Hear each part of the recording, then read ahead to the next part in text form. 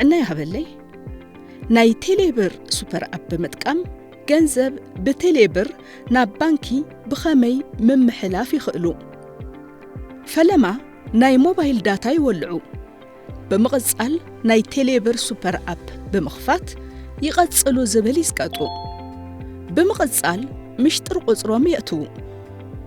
ናብ ባንኪ ንምምሕላፍ ዝብል ይስቀጡ ገንዘብ ከመሓላለፍሉ ዝደለይዎ ባንክ መሪጾም ንኣብነት ንግዲ ባንኪ ኢትዮጵያ ናይቲ ባንክ ቁጽሪ ሒሳብ በመእታው ይቐጽሉ ዝብል ይስቀጡ ናይቲ ባንኪ በዓል ዋና ሽምን ቁጽሪ ሒሳብን ድሕር ምርጋጾም ከሕልፍዎ ዝደለይዎ መጠን ብር ጽሒፎም ንምምሕላፍ ዝብል ይስቀጡ ንምርግጋጽ ደጊሞም ንምምሕላፍ ዝብል በመጽቃጥ ምሽጥር ቁጽሮም የእቱ አመወዳእታ ገንዘብ ካብ ቴሌብር ቁጽሪ ሒሳቦም ናብ ባንኪ ቁጽሪ ሒሳብ ምምሕላፎም ዝገልጽ ጽሑፍ ካብ 127 ክበጽሖም እዩ ነመስግን